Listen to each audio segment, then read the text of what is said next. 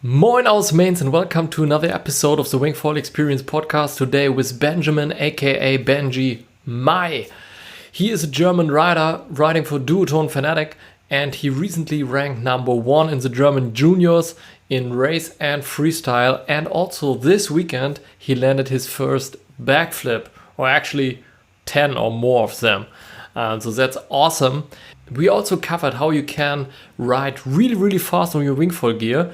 Benji went 59 kilometers per hour on a Bavarian lake, which is crazy fast, and he even took over some windsurf racers.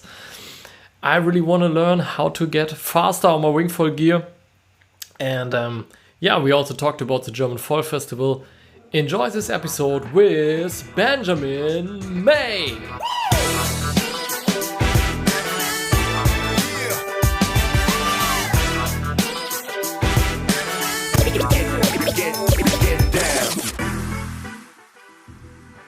All right, everybody, welcome to another Wingfoil Experience podcast and welcome to Benjamin, aka Benji Mai. Hey, Benji, how are you? I'm fine, thanks. So, officially, you are a Fanatic Duotone Iron, and I just learned about that one, a Caribou Holztechnik rider. So these are your sponsors. Yeah. So as probably most of the guys already know what Fanatic, Iron, and Duotone is doing, maybe you can give us a little explanation about your other sponsor. What are they doing? So Caribou Holztechnik, that's a brand who produces wooden cabins and saunas, and they help me at the financial part of the sport, and I'm really thankful for the help.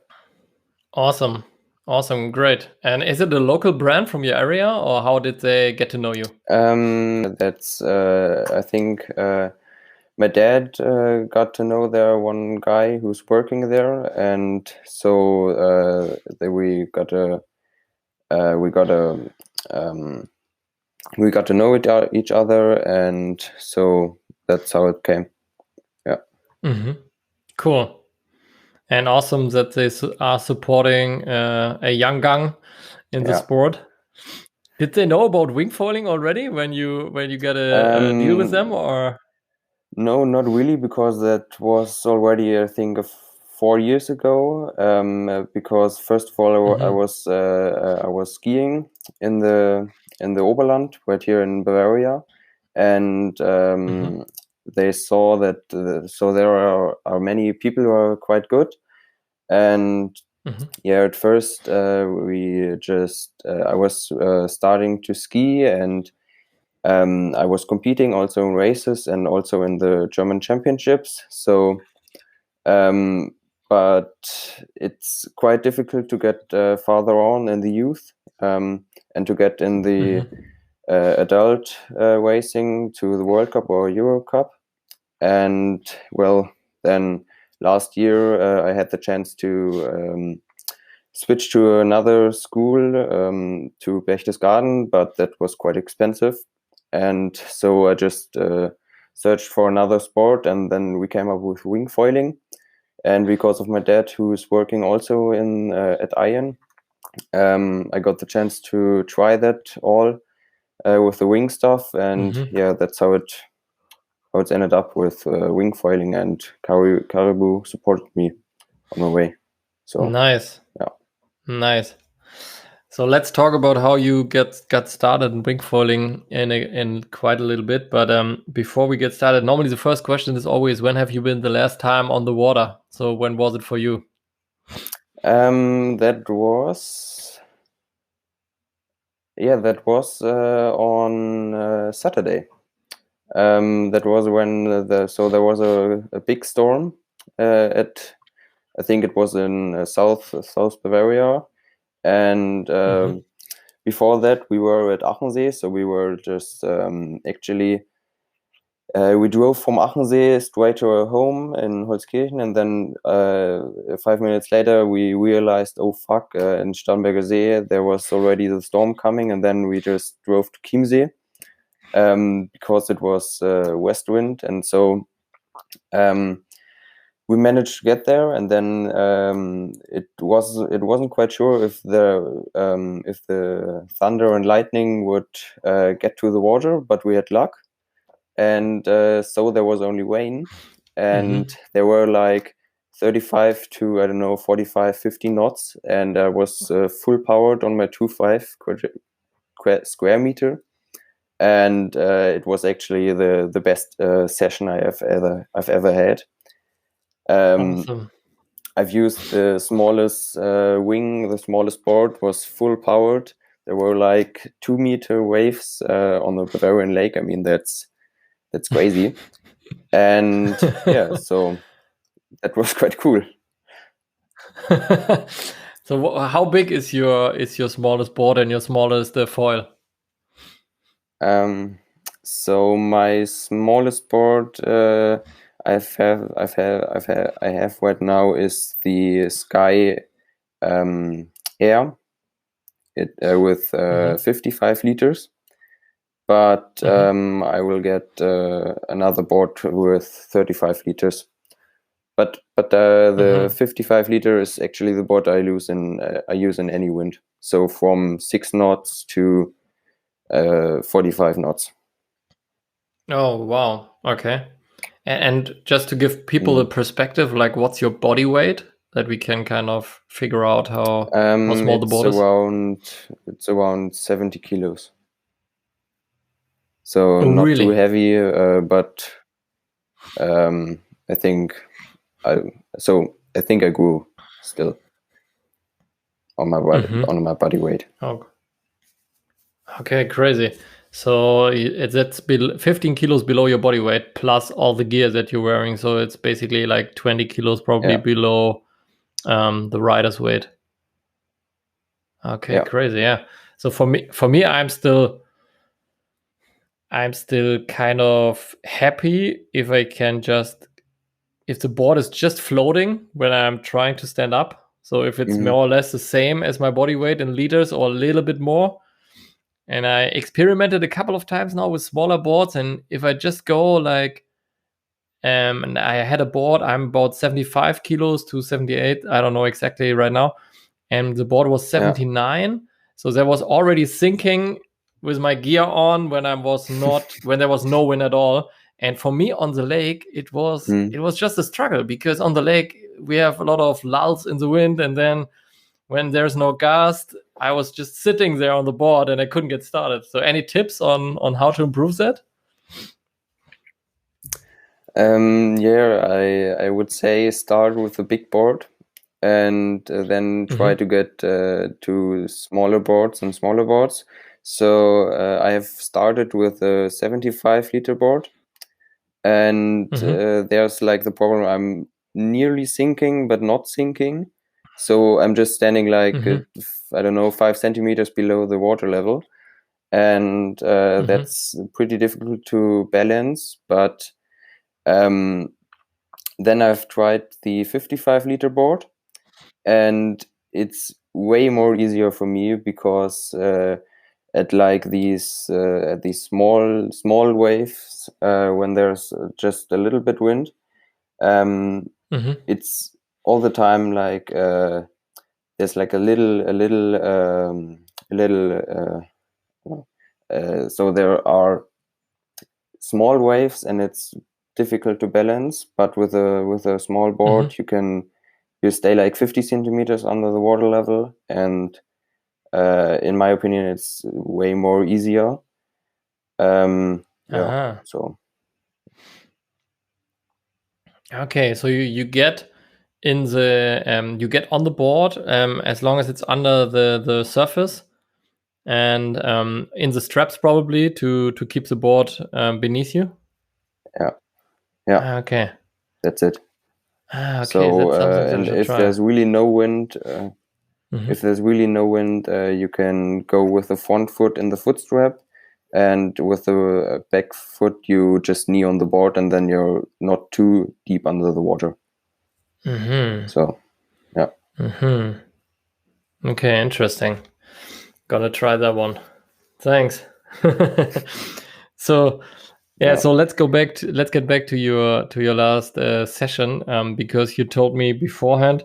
I just saw your YouTube video before we recorded. You released it, I think, in 1 day ago, or something like that. Yeah. And I saw you on the video doing a backflip actually, but I didn't see you land it. So I just, maybe 5 minutes before we started recording, I posted in the video like, nice, when are we going to see your first backflip? And then you told me, oh no, I landed like 10 of them or something like that. Is that Yeah. true? Yeah, that's true. That's super awesome, man. So my dad was in the water because he wasn't able to get on the board in like these 2 meter waves, and so he went out in the water, and it was really challenging for him to film that all because it's like it's up and down with the waves. And so he filmed that, and it was really hard raining. So there were it was quite challenging to get a clear view from the camera. And so yeah, it was there were I've had many tries of the backflip, and most of them I've also landed. And yes, but there's only one on camera, and also unfortunately only attempt. But we've had after that, my dad took a big photo camera with a big objective. Unfortunately, you can't do any videos with that, but we had some quite cool photos with some backflips, and yeah, so nice. And how did you train for the backflip, or didn't you do any training? I mean, what was the story before Saturday, before you landed the first one? So I had already some trainings. Well, I've actually have just tried it and just do it. Try and error, I would say. And it's good to have a back knowledge when you I don't know, you can train that on trampoline when you get body rotation and also body control. So you can, if you can, a backflip before you do a backflip on the Wingfoil, it's I would say really good training. And I've had some tries on flat water with a 4-5, but that was quite challenging with the landing because you were so flat above the water that it was difficult to land. But then I had the chance to do that all with a wave and an even smaller wing, and yeah, then you can actually land it. Nice. So probably also your skiing background helps, right? I mean, can you do backflips on skis? Yeah. On ski? Yeah. I Okay, can do so that that's too. probably also So, helpful, huh? yeah. So I tried to actually flip in every sport where you can do it. So I mean, Nice. you can do it in skiing, you can do it on normal ground, you can do it in water, you can do it on a wingfoil or kite, windsurfing. Yeah. And I mean, Nice. the flip is also the coolest thing you can do. That's, yeah. And did you like in your wingfoil session? Can you do the flip only in one stance, or can you also do the other side? Yeah, I can do it only in one direction, but I'm training on that. So, Okay. and so in my opinion, it's really important to do it in both directions. But until now, there wasn't time to train that on the other direction. Why do you think it's important to do it in both directions? For competitions, or what's the reasoning? Yes, also for competitions. But I think it's also important for your mind, for your head, to train both sides. I mean, for example, in football, you can't really play football really good when you only can play with the right foot. And so I think that's what a good rider makes out. So you have to do it on both sides if you really want to get a good rider, and that's really important for me. I mean, I'm not even thinking about backflipping, but I feel like, for instance, when you have a surfing background, you're pretty used to do everything just in one stance, because that's what surfers do. But when you have a kite surfing or windsurfing background, most people I know, they can do maneuvers on both sides, but still they have kind of a stronger side. And I was always, like, in my windsurfing days, and now also with wingfoiling, I have some maneuvers that I can only do on one side, and sometimes also this changes depending the maneuver. But I feel like every time I force myself to practice a maneuver that I can't do on my weaker side, it also improves the quality of the maneuver on the better side, so to say, because I'm figuring out something new. I'm really perfecting my timing. I really have to think about where I place my hands, where I place my feet, my body weight. So it's really cool to practice that. Yeah, that's true. And also challenging. So, yeah. But I think I have really problems to do the tricks out of a switch stance. So on my bad side, so on my good side, it's quite easy for me to jump off. But if you're riding on the bad side in switch stance, it's quite difficult and challenging for me to get out of the water, because you can't really get your speed out of the foil on the bad side and then also in switch stance. So yeah, that I have to improve that. So yeah, that's interesting, because that is something that I also found the most challenging to ride switch on my weak side. Crazy how that kind of fucks up my head. I don't know why.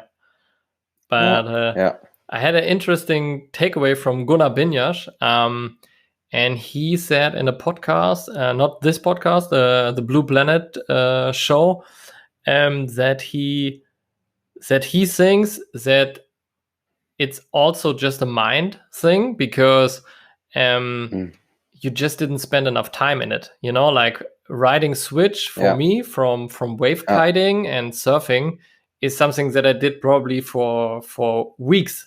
Just netto time spent in this stance. And the other switch stance, I had maybe like minutes practicing it. Yeah, that's quite challenging, because you have to really do, you really have to think about it, how to do that, and that's quite challenging for your mind, because it's you don't want to do it, but you have to do it. So to improve your tricks. Yeah, and I also feel like, I mean, it sounds stupid because no one actually cares, but every time I'm on the water and I feel like people are watching me, because also this sport is so new, you get a lot of bystanders that are just like, they have never seen someone wingfoil, so they're watching you. And then if I'm practicing like things that I really suck at, sometimes I also have to really force myself to, no, just practice it. It doesn't matter what someone is thinking, you know, because obviously I want to look good, and also I want to make people be interested in wingfoiling. So I would like to show them all the good maneuvers, you know, and not the bad ones. But then there's no progress if you stick to that, and you really have to get over the ego and practice stuff that you really suck at, there, even if people are looking.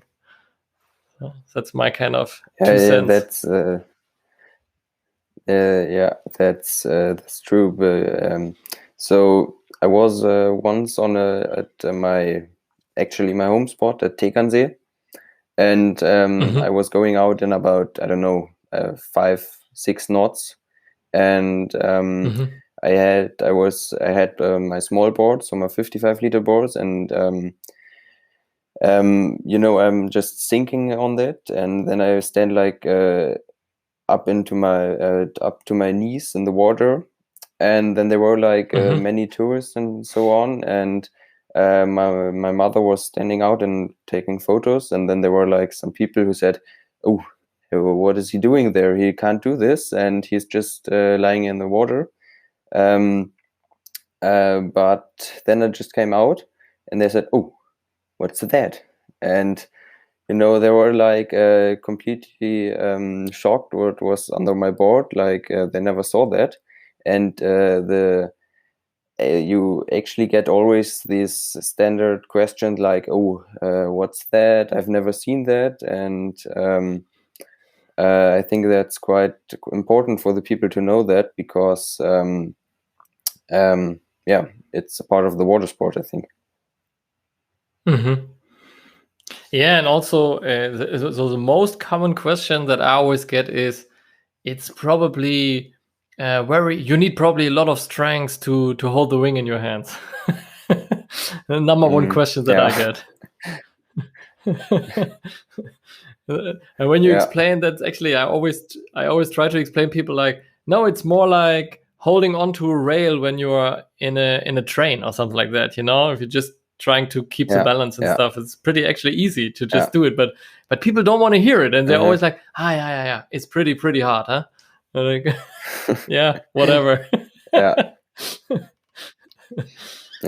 So, man, you just mentioned getting speed out of your foil, and that is something that I'm super keen to talk to you about, because that's also how I actually came to get to know you a little bit better, because you posted something on Instagram where you had kind of a speed record, your personal speed record posted, and that is something that I feel is lacking right now in wingfoiling. So when I go wingfoiling in the beginning, so just to give you a little perspective, I was a weird guy. Yeah? So I was the only guy on a windsurfing spot that was on wingfoil gear. And for weeks, everybody was obviously making fun about it, because I could just go back and forth, and maybe I was practicing my jibes. So everybody was like, this is boring and it looks super stupid and blah, blah, blah. Then I managed to do the tags and the jibes and to go in low wind. And then people were kind of, okay, maybe it makes sense in low wind because he's always riding and we're here waiting for the gusts. And then I started doing some 360s and stuff and became a little better, and I could do some more maneuvers. And then the windsurfers were like, oh yeah, that actually looks fun. But they are always faster than I am. and that is something that we as wingfoilers need to improve, because I want to overtake windsurfers. So you posted that you have been 59 kilometers fast on your wingfoil gear, and that's super cool. So let us know, how did you do it? What are the secrets about getting fast, and what is your goal about that? Give us the story. So that day I was actually thought we just drove to Walchensee, and there were actually just thermal winds, and usually these thermal winds aren't that strong. They're like maximum like 20 knots, but only in gusts, and standard is like, I don't know, 12 knots maximum. And so there were like I just thought, well, today no freestyle, and I just took my biggest wing, so the 6.5 slick, and my smallest front wing sorry under the board. To interrupt, but why? Sorry, Benji. Why not freestyle? Because it was too gusty, or what was it? I don't know. I think it was 3 weeks before competition in Schönberg, and I also knew they make some ways, and I thought, why don't try for ways? And so and then I've also had then I just got out of the water, and I was really, really overpowered. So the 6.5, it is so massive, this wing. So I just came out of the water and realized, oh fuck, this thing is really, really fast. And in the first moment, it didn't feel like 59 kilometers per hour, because it was a year before. I was also a lot windsurfing on the foil, and I've also always wanted to reach the 30 knots mark, but I never managed it.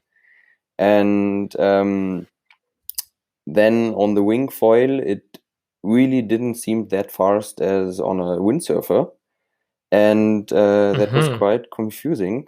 Yeah, so I don't know. It's I don't know why it feels like that a little slower than on a windsurfer, but I just I like battled a little bit with the other windsurfers, and we drove across the whole lake, and they on a long distance I really realized, oh, I'm getting faster every meter and every meter, and yeah, then I went completely downwind, had my phone, and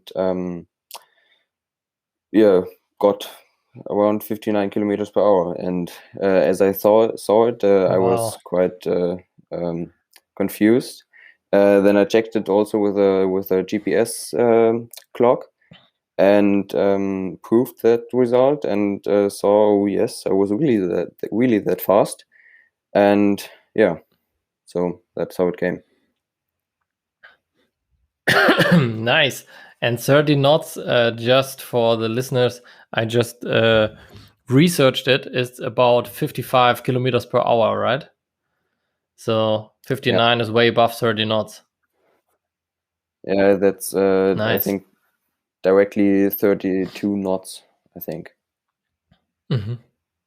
Crazy. And what was the foil that you were riding?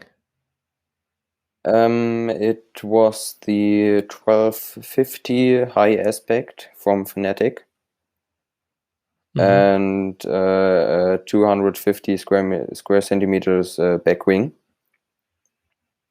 Yeah.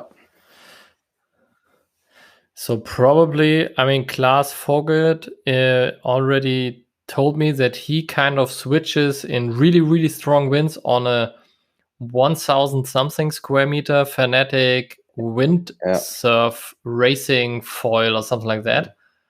Yeah, so that would probably make you even exactly faster. 1,000. It's 1,000 exactly 1,000 square centimeter foil. It's the, I think, Airflow. It's named.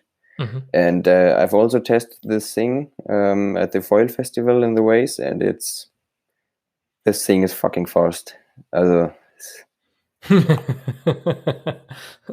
Nice. Yeah. Speaking of the foil festival in Schöneberg, which is somewhere close to Kiel, right? Yeah, in south of Kiel. Southern of Kiel. So you recently attended the foil festival, and there was a freestyle and race competition, right? Yeah. Yeah, so sorry for sorry when I interrupt you, Benji, but it seems that we kind of have a time lag in the recording. Let me quickly stop the recording and maybe try to record again. Okay, so speaking about the foil festival in Schöneberg, you attended the race and the freestyle competition, right? Yeah. So there were we came the day before, and it was the wind finder set already around 25 to 30 knots, and it was really promising for the upcoming days. But unfortunately, it was all offshore, straight offshore, and I thought well, I'm coming up to north. I want some wave right here, because we at our southern Bavarian lakes there is non-wave, and Mm-hmm. well, then there was just flat water, but I mean that's also fine. And I've competed in the juniors in race and freestyle, and also in the Open German Championships, where also all Mm-hmm. the international guys could compete, like Balz, Francesco, and so on. And yeah, so in the juniors, we had I could manage to win in both disciplines, like in race and in freestyle. And but in the Open Germanships, it was quite challenging because directly in the first heat, I've got together with Tim Taudin and Linus Pinder. Yeah, Mm-hmm. so these are also two German riders, and they aren't really so they're really good riders.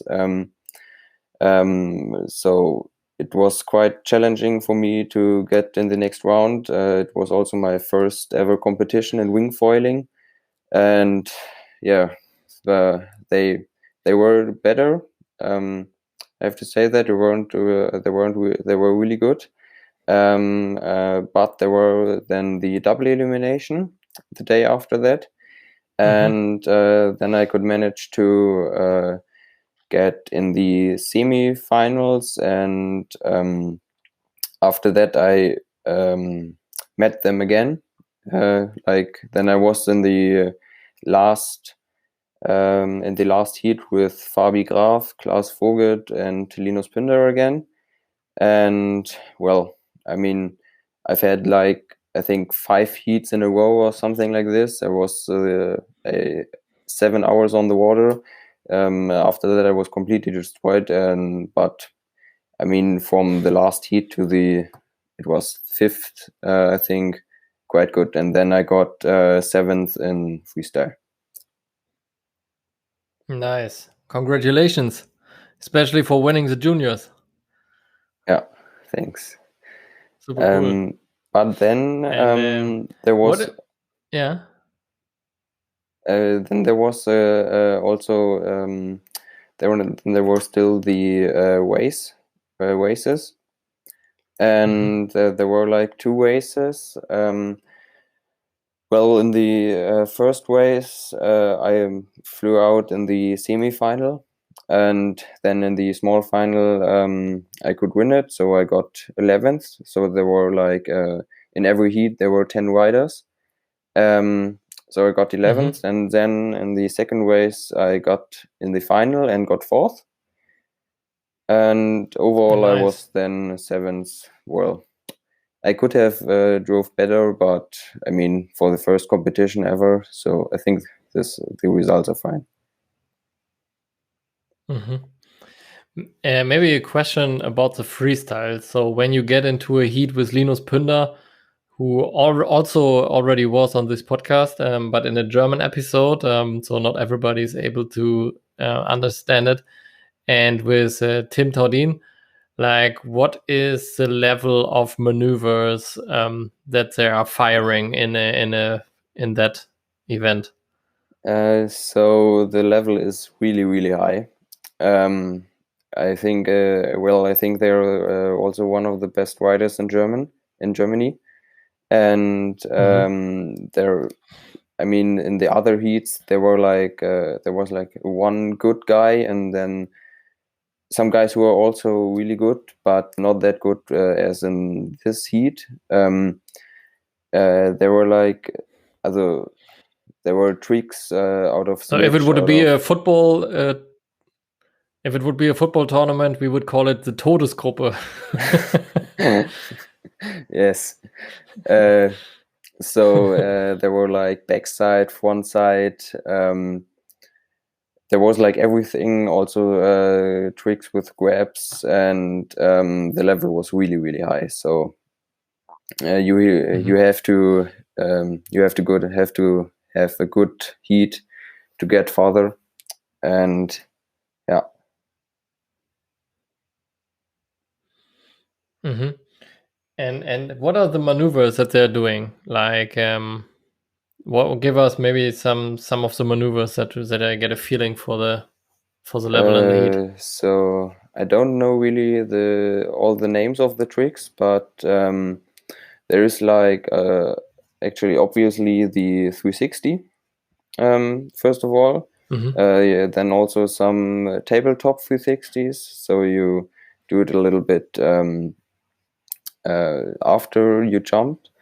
Then front side, so you leave the wing up in the air and just rotate below it. Then backside 360 out of, I don't know how this trick's called. It's out of switch. Then you rotate front side and make like a 540 and drive in the other direction.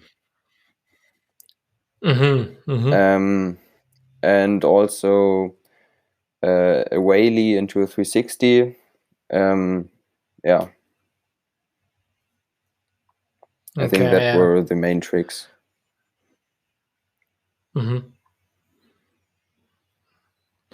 Yeah, the crazy thing about wingfoiling to me also is that you can do a lot of maneuvers, a lot of tricks in a very short amount of time and space also.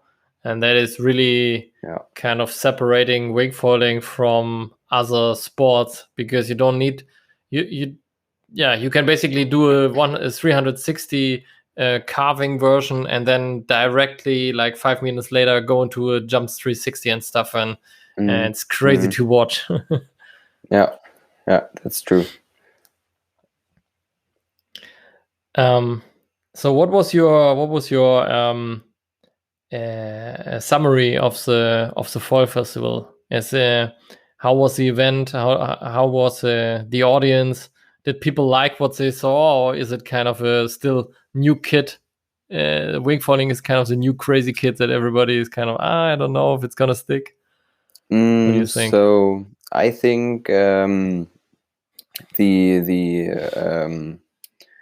Wingfoil festival overall was really, really good to watch, and it was also a quite cool location. So there was like a big pier, and then in the end there were like the judges, and directly in front of that there was the competition area, and there were like I don't know, hundreds of tourists every day, and they could watch that all. And everybody was super friendly and happy, and so overall it was a cool event. But I think you can really build all the competitions a lot bigger. So there was the testing area. It was a little bit small because there were like only 20-30 meters to go out of the water, and the riders area was also quite small. That was difficult to build up all our stuff. But overall it was a really cool event. Nice. So what are your plans for the future? I mean, you already mentioned that when did you start wingfoiling, by the way? I think we didn't cover that. When did you get started? I really started wingfoiling I think exactly 1 year ago. But my first trick, or my first 360, just landed this year in January or February, I think. So quite late. But also last year I mainly focused on windsurf foiling. But because we only had a 7 square meter wing, and I think that's not the best wing to start, because it's really big and the tips are so large. And then in last year November I think that whole wing thing came up and really got in my mind. And I got actually addicted and went actually like every week 1 to 4 times on the water. So yeah. And that's to me is the craziest thing. I mean, like Tim and Linus, for instance, they are living in the north, so it's not a curiosity that they are really really good. But you are living in the middle of Bavaria, and I mean that's so crazy about wingfoiling that you can actually train in Bavaria, and you don't have to travel all the time to train. Yeah, that's really cool. So I mean the basic thing about right here in Bavaria is actually the foiling, because foiling right here is really really growing. Um, I mean, there are at our Tegernsee, the local guys, they all switched from normal windsurfer to windsurf foil. The normal kiters all switched to kite foil. So Mm-hmm. I have also tried once a kite foil, but right here it is really difficult to get out of the water to build up the kite with the bar, and you have there's a space lag right here in Bavaria to start your kite, to build up your kite, and with windsurfing you have material, too much material, and there's windsurfing actually quite good for compromise.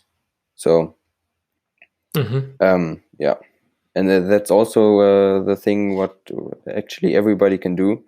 So you don't really have to know anything about it. You don't have to know anything about windsurfing or kite surfing. You actually can really start from the really really beginning. Yeah, that's actually the cool thing about wingfoiling. Yeah, it's true. And it's, I mean, the cool thing is also that you are pretty flexible with the conditions. So, so maybe how did you optimize your gear for the conditions in Bavaria? Can you give us some background? Yeah, so normally I'm always using the 1500 square centimeter high aspect phonetic foil. So that's my standard foil. And then I'm actually always switching on the wings. So my standard wing is the 5.5 slick. That's, I think, for Bavarian conditions with my weight, it's a quite good wing. So I can use it from 10 knots to 20 knots, and that's actually the most common wind here, well, at our Bavarian lakes. And the other part is also the foil, where you can optimize your back wing, your stance, where it is at the board. So mostly I'm riding the foil really in the front, and then I'm optimizing the back wing with those small things which you can put under your back wing, and then you get more lift or less lift at your foil, and yeah. And when do you go for more lift? In lower wind, probably? Yeah, mostly in lower wind. So, and the other thing where you get less lift, I'm using it when I really want to get fast, but don't get to too much lift. because then you have to go farther and farther on with your back foot to the front, and then you can really get really, really fast. So.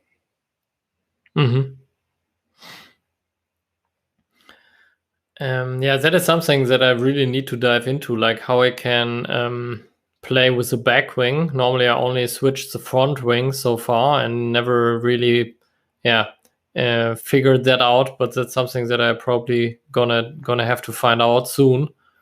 One question, like, because you mentioned you have the 1500 high aspect most of the time. Like, I was thinking, because I mean, here on our lakes, it's key. I mean, getting up, it's always a matter of your pumping technique. But once you are up, and the wind is pretty gusty, and it might also get really, really low, it really helps to have like so my standard wing is a 6-meter slick, and that's probably comparable to your 5.5 from our body weight. And I was thinking, should I get for low wind days the 1750 or maybe even the 2000 high aspect to really keep foiling through the holes in the wind, through the lulls in the wind? What do you think?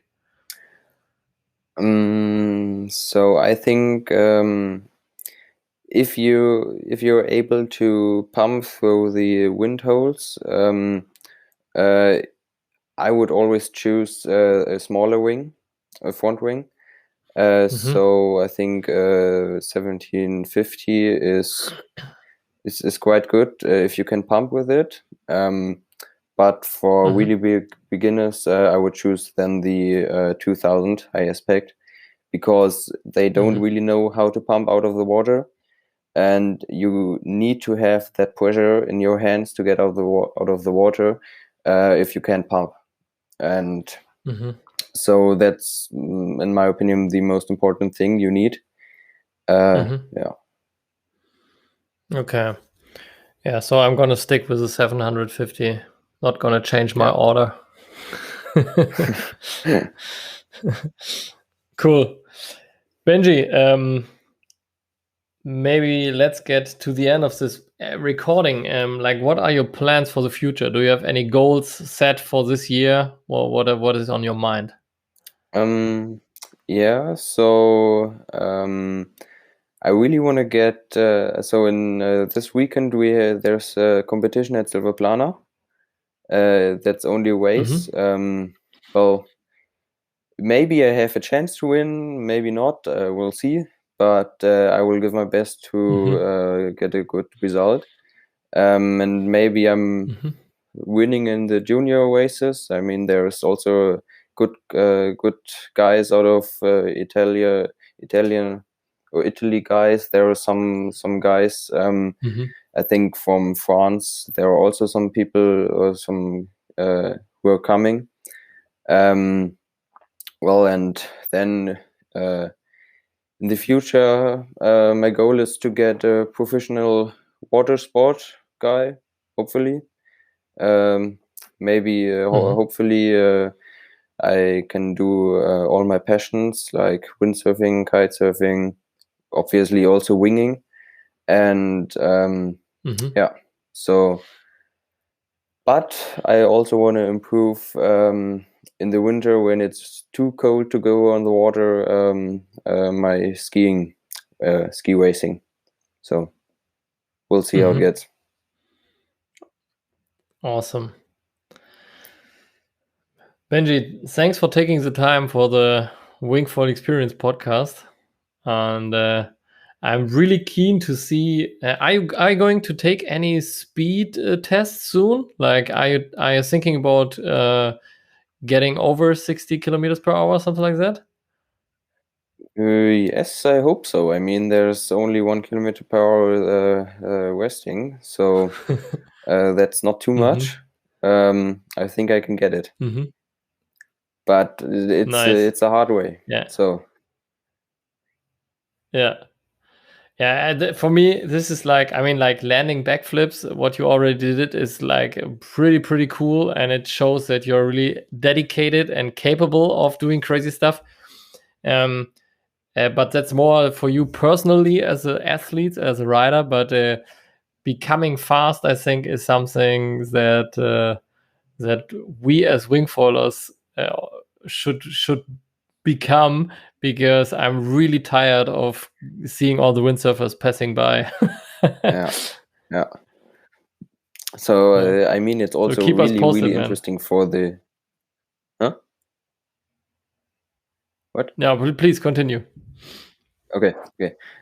So it's also really interesting for other people to watch wingfoilers racing, because my dad watched the race at the foil festival, and at first he thought like, that's a little boring and that's not really interesting and so on. But on the short course, you can really see who's really faster and who's not that fast.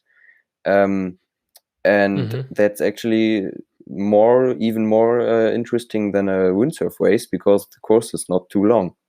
So Yeah,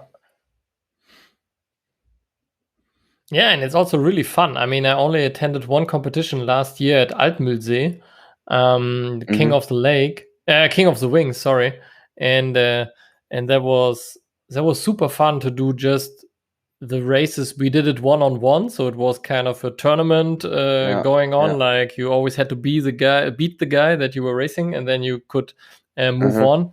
And it was so much fun to do the racing stuff, because there were some crazy things happening, right? Like, some people, they had a very early crash, and then you thought, okay, the other guy is gonna win it by 100 meters, and then they're picking up and stuff, and was some crazy stuff going on. Really cool. Yeah. Awesome.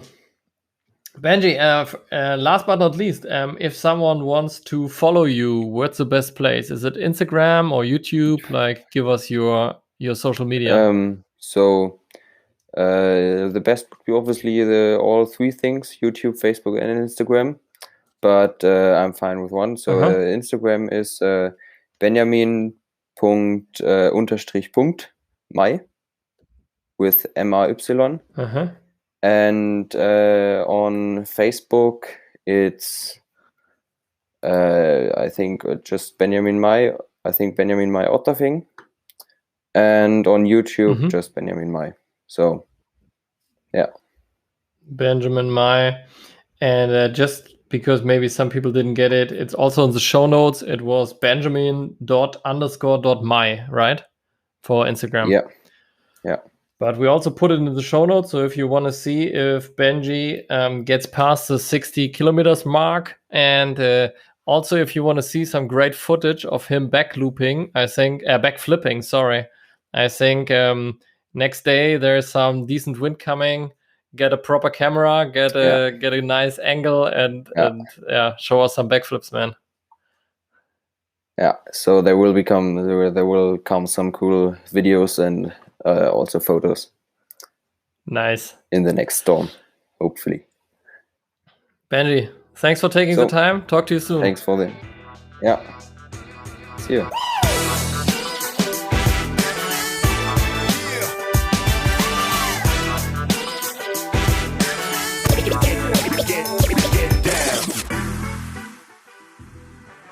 Guys, I hope you enjoyed this episode. We have some more interviews coming up soon with Balz Müller, aka Radiculo, and we are also trying to get Robbie Nash on this podcast. And I don't know if we can manage to do that, but we're already in contact with him. He's on a pretty tight schedule right now, so I don't know if it's gonna happen soon or if we have to wait a little bit longer.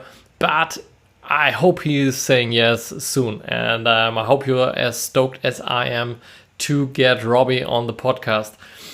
Guys, as always, look at your forecast. If you see wind, go wing it!